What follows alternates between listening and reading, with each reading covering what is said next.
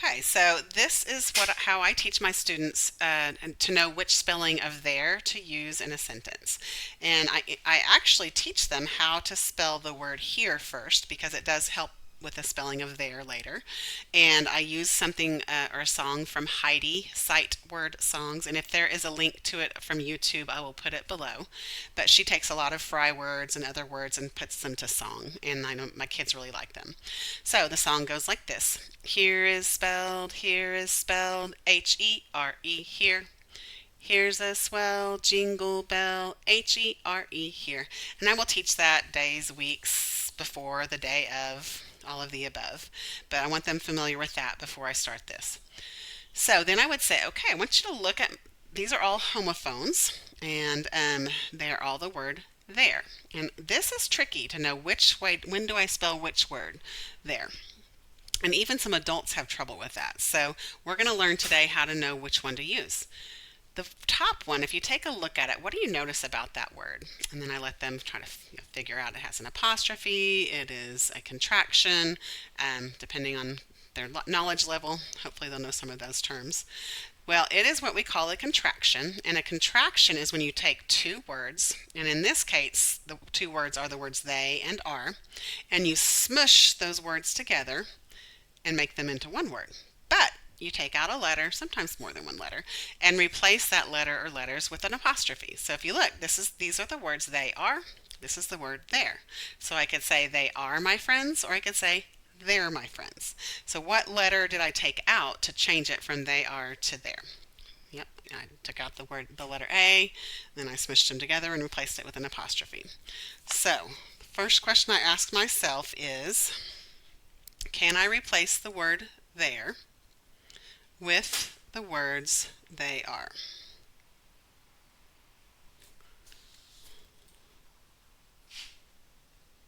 And if I can, then I know that I'm going to spell it with the contraction there.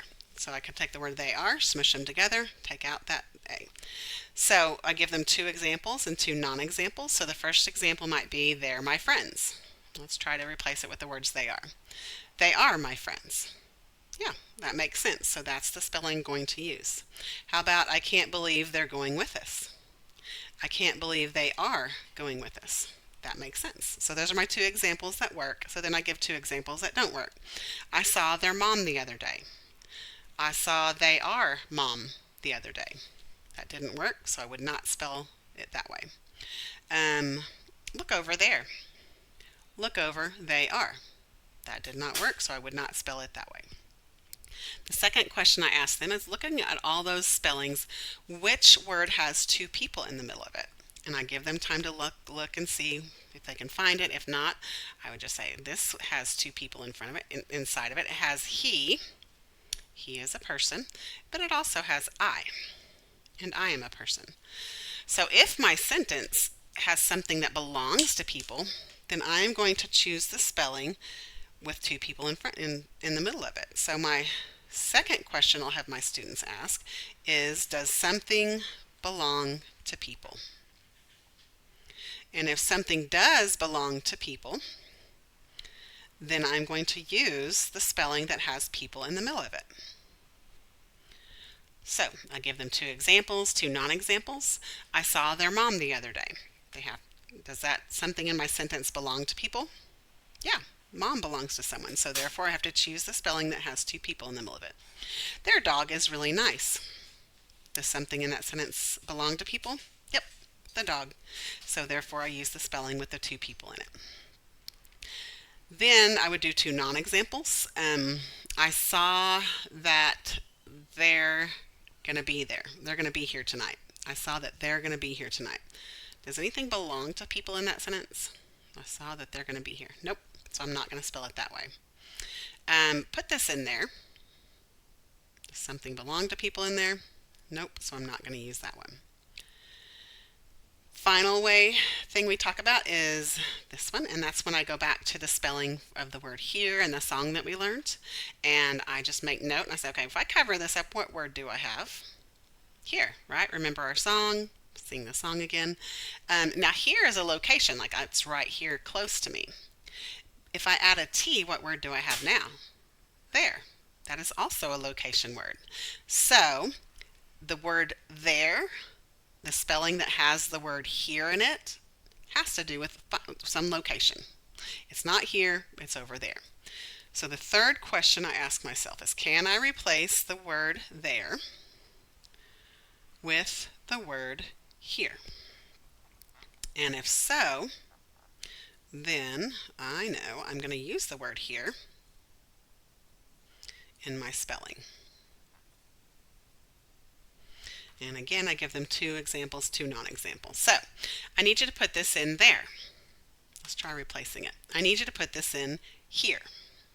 Yep, that one worked. So I'm going to spell it with the here is spelled H-E-R-E here. Add the T to beginning. Sorry about that. Let's do another example. I said it needs to go over there.